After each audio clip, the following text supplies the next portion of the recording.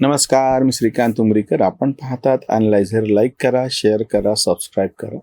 अॅनलायझरचं app download करा. धुरंधर 2 धुरंधर the revenge ह्या चित्रपटाचं कवित्व काही लवकर संपेल असं दिसत नाही. खरं तर थोडासा लांबलेला चित्रपट आहे, 4 तासा इतका मोठा कालावधी आहे. पण हे सगळे त्याही चित्रपटाला हिट केल्याशिवाय राहणारच नाही असं दिसतं आहे. ज्या पद्धतीचा आरडाओरडा, ज्या पद्धतीचा विरोध सुरू आहे तो मोठा विचित्र आहे. आम्ही जेव्हा काल त्याच्यावरती उसंतवाणी लिहिली, काल त्याच्यावरती व्हिडिओ पण टाकला परवा म्हणजे, आणि जेव्हा प्रत्यक्ष व्हिडिओ पडला त्याच वेळेस मी प्रत्यक्ष स्वतः चित्रपट बघत होतो. त्याच्यावरती कॉमेंट करत असताना तथाकथित एका सो कॉल्ड पुरोगामी मित्राला असं वाटलं की पाहिला का आपण हा चित्रपट. त्याला असं वाटलं असेल की मी चित्रपट न पाहता लिहितो आहे. उसंतवाणी जेव्हा लिहिली तेव्हा मी चित्रपट पाहिला नव्हता, तेव्हा बाकीच्या प्रतिक्रियावरतीच लिहिलेलं, चित्रपटाच्या अंगानं काही लिहिलेलं नव्हतं. पहिल्या दिवशी म्हणजे शुक्रवारी मी चित्रपट दुपारी 3:15च्या शोला जाऊन बघितला या छत्रपती संभाजीनगरमध्ये. ज्या 2-3 गोष्टी प्रामुख्याने चित्रपटातल्या समोर आल्या. एक तर ह्याचा विचार फक्त चित्रपट म्हणून करता येत नाही. जर कोणाला केवळ त्याच्यातला अभिनय कसा आहे, चित्रपटाची लांबी, चित्रपट लांबलाय नाही लांबलाय, खूप भडक दाखवलेलं आहे, मारामाऱ्या भरपूर आहेत, बिभत्स असं दाखवलेलं आहे, हे काहीही म्हटलं तरी ह्याचा काहीच फरक पडत नाही. कारण की चित्रपट हा फक्त चित्रपट नाही. एक दुसरी गोष्ट म्हणजे ज्या पद्धतीने कलात्मक पातळीवरती एखादी वस्तुस्थिती तुम्ही मांडता तेव्हा तिचा परिणाम कितीतरी पटीनं वाढतो. नुसतं साध्या शब्दामध्ये सांगितलंय, लिहून ठेवलेलं आहे हे वेगळं, पण ते जेव्हा कलात्मक पातळीवरती तुमच्या समोर येतं तेव्हा त्याचा परिणाम फार मोठ्या पद्धतीनं झालेला असतो. वंदे मातरम हे गीत एरवी नुसतंच कोणी लिहून ठेवलं असतं तर ते तेवढं पुढे गेलं असतं असं नाही. पण त्या गीताला ज्या पद्धतीनं चाल दिल्या गेली आणि ते त्या राष्ट्रीय चळवळीमध्ये त्या गीताला जे स्थान मिळालं त्याच्यामुळं त्याचं तुलना इतर हिची करता येत नाही. कारण की त्याला जी पार्श्वभूमी लागली, किंवा महाराष्ट्रामध्ये जयस्तुते असो किंवा वेदमंत्रा हो नामा वंदे वंदे मातरम सारखी गाणी असो, ह्यांचं केवळ आकलन गाणं म्हणून, कविता म्हणून नाही करता येत. ते ज्या पार्श्वभूमीवरती आलेले आहेत त्या पार्श्वभूमी त्या पद्धतीने ए मेरे वतन के लोगो हे गाणं नुसतं गाणं राहत नाही. शेकडो भारतीयांच्या मनातली ती सैनिकांच्या बद्दलची भावना असते. त्याच्यामुळे ते गाणं ऐकत असताना कोणालाही कुठल्याही प्रसंगी डोळ्यामध्ये अश्रू जमा झाल्याशिवाय राहत नाही. त्या पद्धतीने धुरंधर ह्या चित्रपटाने आपल्या भारतावरती ज्या पद्धतीने अत्याचार सगळे केला गेले, ज्या पद्धतीनं, म्हणजे स्वातंत्र्याच्या नंतरची गोष्ट, आधीचं तर जाऊच द्या. एक तर पहिल्यांदा जी फाळणी झाली ती जखम आमच्या मनामध्ये आज सुद्धा आहे, आणि ती धर्माच्या आधारावरती झालेली फाळणी.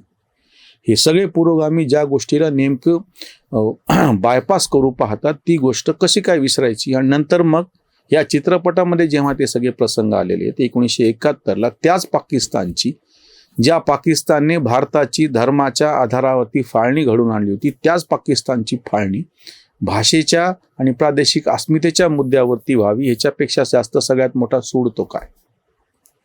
आणि हे सगळं जेव्हा धुरंधर चित्रपटामध्ये येतं आहे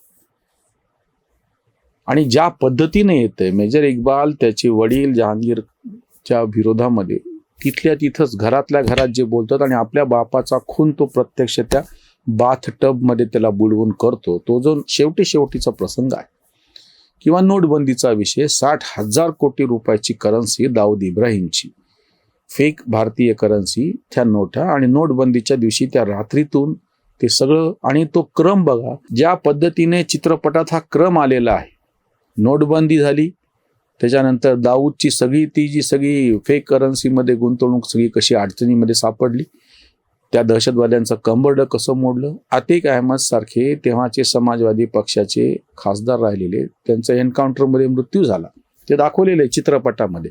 आणि ते प्रसंग दाखवूनच या सगळ्यांचं ब्लड प्रेशर वाढलेलं आहे. हा जो तडफडाट चालू आहे ना, त्याच्यामुळे त्यांनी आतिफ असलम असं नाव दिलं. हे अतिक अहमद तर आतिफ आणि आतिक असं फक्त नावाचं थोडंसं हे केलेलं, कारण की त्यांना ती जी काही कलात्मक स्वातंत्र्य घ्यायचं होतं, लिबर्टी जी घ्यायची होती, त्या सगळी नावं अशी जुळणारी घेतलेली आहेत फक्त.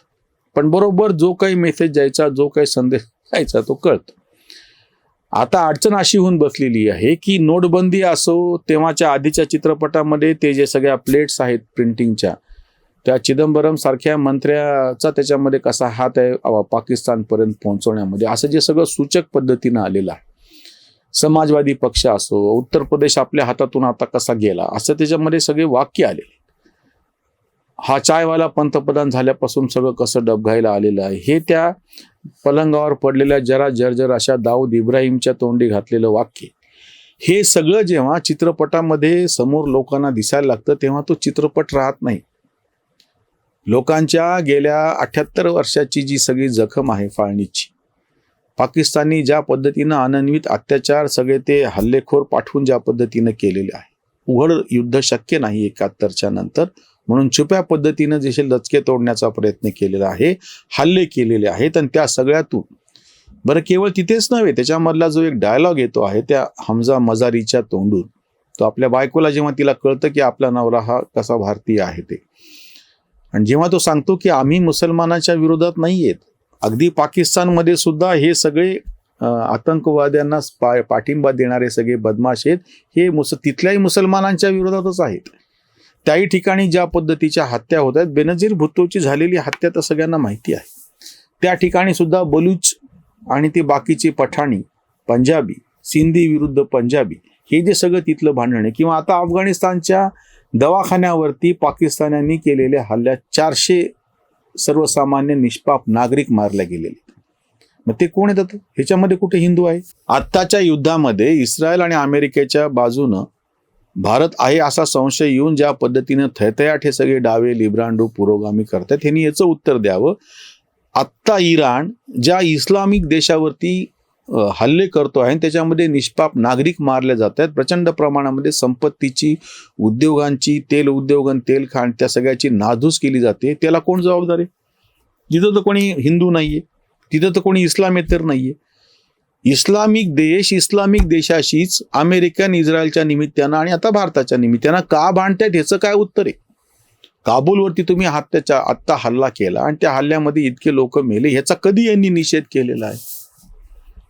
आणि ते बाटलेला मुसलमान जास्त जोरात बांग देतो किंवा चहापेक्षा किटले गरम सारखे, हे आपले भारतातले मूळचे सनातनी सगळे असलेले आणि वैचारिक दृष्ट्या सगळे हे बाटलेले जे सगळे आहेत, ते तर फारच अजून रडापड करायला लागले. जेवढी तर पाकिस्तानमध्ये काय किंवा प्रत्यक्ष इराणमध्ये पण रडापड नाही, इतकी रडापड यांच्याकडेच आहे.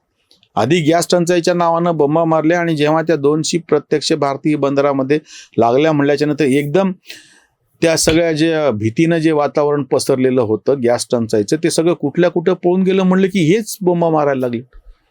ह्यांचा जो खोटा प्रचार होता हा सगळा पूर्णपणे तो उघड झाला आणि सर्वसामान्य लोकांपर्यंत जो मेसेज पोहोचायचा तो पोहोचला. धुरंधर द रिव्हेंज या चित्रपटाच्या निमित्ताने हे सगळं कटू वास्तव कलात्मक पातळीवरती, रंगीत पडद्यावरती जेव्हा दिसतं आहे आणि त्याच्याशी लोक ज्या पद्धतीनं कनेक्ट करतायत ना, त्याचा फक्त एक चित्रपट आहे आणि तिकीट काढून तुम्ही पाहायला गेले असं नाही होते. पूर्णपणे ही वेगळी भावना आहे. मी तुम्हाला दुसरं वेगळं उदाहरण सांगतो, हे खूप भडक असल्यामुळे कदाचित कोणाला पटणार नाही. शोले सारखा अतिशय गाजलेल्या चित्रपटाच्या नंतर ज्या चित्रपटाने शोलेच्या उत्पन्नाचे रेकॉर्ड मोडले, तो काही कुठला व्यावसायिक चित्रपट नव्हता, तो कुठला काही कलात्मक चित्रपट नव्हता. जय संतोषी मा नावाच्या धार्मिक चित्रपटाने शोलेचे रेकॉर्ड मोडले. तो काय चित्रपट होता का फक्त? मग तो आरती उतारू रे उषा मंगेशकरच्या आवाजातलं जी गाणं ती आरती ना संतोषी मातेची जी गाजलेली, लोकांची भावना धार्मिक पातळीवरची होती, त्याला त्यांनी लोकांनी प्रतिसाद दिला म्हणून तुम्हाला त्या चित्रपटाचे आकडे तसे दिसत आहेत. तो फक्त केवळ चित्रपट म्हणून त्याचं आकलन करता येत नाही. राम मंदिराला कोणी भेट देणाऱ्याला फक्त तुम्ही पर्यटक म्हणू शकत नाही, कारण की त्याच्या तो आस्थेचा विषय असतो. दुसऱ्या कुठल्या एखाद्या ऐतिहासिक स्थळाला भेट देणे आणि राम मंदिराला भेट देणे केवळ इथं पर्यटक इथं इतके आले तिथं तितके आले अशा आकड्यामध्ये मोजता येत नाही. धुरंधर द रिव्हेंज ह्या चित्रपटाला ज्या पद्धतीने प्रतिसाद मिळतो आहे आणि त्या प्रतिसादाला एक फार मोठं कारण ह्या सगळ्या लिब्रांडूंची जी जळजळ आरडाओरड सुरू झालेली आहे ते फार मोठा घटक आहे. सर्वसामान्य लोकांची भावना ह्या चित्रपटानं जागवली. देशप्रेम, राष्ट्रवाद हे सगळे जे विषय आहेत ज्याचे चटके त्यांच्यापर्यंत पोचलेले आहेत. सर तन से जुदा अशी जी घोषणा दिल्या गेली आणि त्या कन्हैयालाल नावाच्या त्याचा जी हत्या झाली त्याची, आणि आजही नुपूर शर्माला अज्ञातवासात राहावं लागतंय, बंदिवासात नजर देत राहावं लागतंय. कारण की हे सर तनसे जुदाचं दिलेली धमकी, हे सगळं सर्वसामान्य लोकांच्या पर्यंत पोहोचलेलं आहे. हे जे सगळे तथाकथित लिब्रांडू विचारवंत आहेत ना, दूर बसलेले असतात आणि सांगतात की बाबा हे खोट्या पद्धतीनं भाजपवाले आणि संघवाले हिंदू मुस्लिम द्वेष करत आहेत, प्रत्यक्षामध्ये त्यांनी रस्त्यावर कोण उतरलं? सर तनसे जुदा ह्या घोषणा काही कुठल्या हिरव्या भगव्या संघटनांनी दिलेल्या नाही आहेत आणि हे लोकांपर्यंत पोहोचलेलं आहे.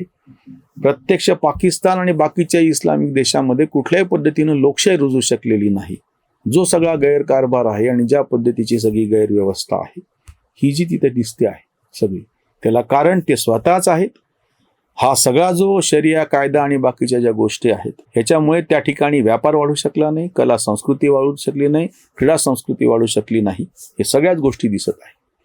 धुरंधर द रिव्हेंज हा चित्रपट फक्त चित्रपट नव्हे, सर्वसामान्य भारतीयाच्या मनामधलं तो एक काय म्हणता येईल त्याला, त्याच्या मनातली अशी अप्रतिम अशी भावना आहे की ज्याला प्रत्यक्ष पडद्यावरती साकार केला गेलेला आहे. इथेच थांबूयात. धन्यवाद. स्वधर्म जागृतीचा विधायक बुरुज